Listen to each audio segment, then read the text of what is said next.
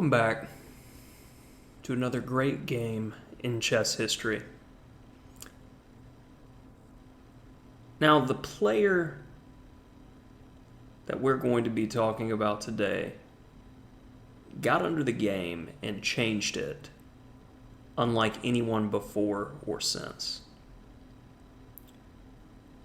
Before Robert James Bobby Fischer laid his mark on the game of chess, Spassky and Petrosian, their world championship match, I believe the second one, the winner got less than $10,000.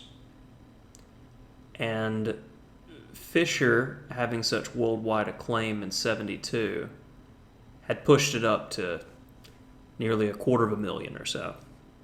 And today, World Chess Championships are played for millions of dollars. Fischer brought on the age of chess professionals and people outside of the Soviet Union being able to make a living at chess. And that is his greatest contribution to chess and chess culture. Many things can be said about Fischer, positive and negative, but for me personally, I don't look so much at the man. I look at his games from a pure perspective and see many of them as art. Without further ado, let's talk about Fischer a bit. At 13, he played the game of the century in 1956. A game that, by today's standards still, it's a flawless, perfect game.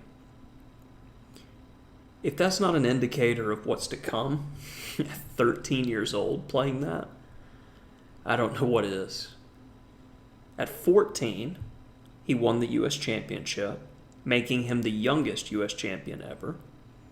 At 15, he became both the youngest grandmaster ever at the time and the youngest candidate for the World Championship. Fischer won the U.S. Championship all 8 times that he competed in it, in each case by at least 1 full point over the rest of the field. In the U.S. Championship in 1963, he achieved the only perfect score in the history of the tournament, 11-0, and in Reykjavík, he won the Fischer-Spassky World Championship match 12.5, 8.5 to become the 11th World Chess Champion. In 1975, Fischer did the most shocking thing of his career, forfeiting his title after FIDE refused to meet his conditions for a World Championship match with Anatoly Karpov. He then virtually disappeared from the public eye for nearly 20 years. Now, this game we're about to take a look at is my favorite game of Fischer, as many of the games I selected in the series are from World Championship matches, and it's when all of the pressure is on a player. Excuse me. All the pressure comes to bear in a World Championship match. And after losing game 1 from a freak, uncharacteristic blunder, and forfeiting game 2 due to, we'll say, social characteristics that Fischer had, we're in game 3. And I think many players down 2-0 just want to stop the bleeding and get a result that isn't a loss. So they play conservatively, build confidence. Not Fischer. Fischer went after Spassky in this game brilliantly and let it be known that he's there to win. Let's see it. We have ourselves the setup for Nimzo Indian, Queen's Indian, potentially D5 with a Queen's Gambit. Fischer staying flexible.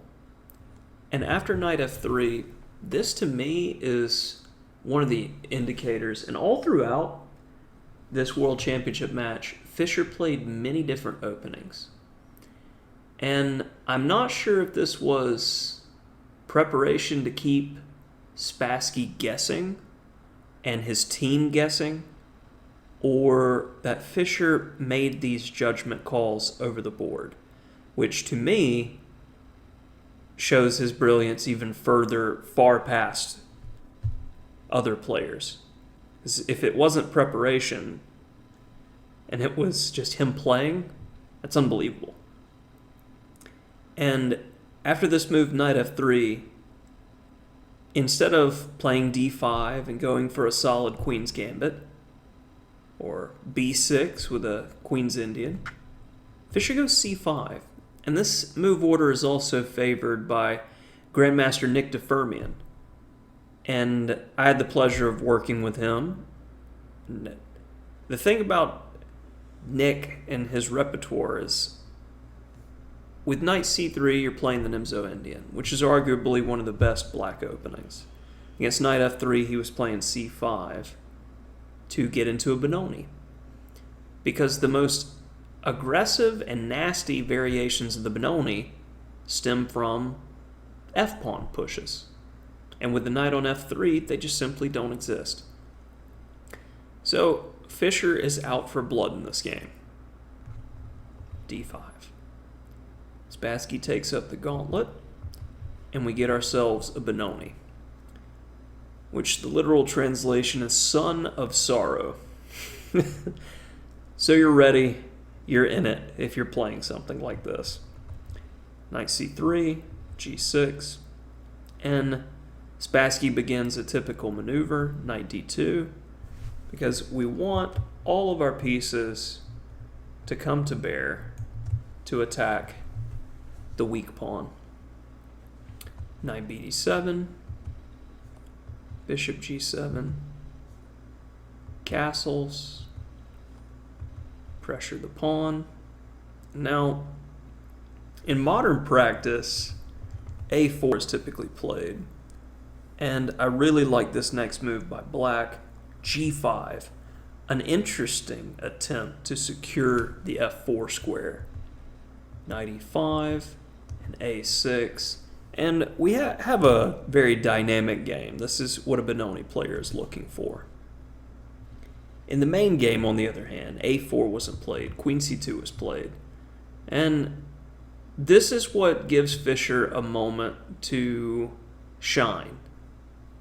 And this move is what really sets the game apart and begins to show in a world championship. Fischer's game just wakes up and he begins to play at an extremely high level. This move, queen c2, allows this idea, playing with gusto. Knight h5. Says, I'm 2 games down in a world championship. I played an aggressive opening, and I'm playing to win with black.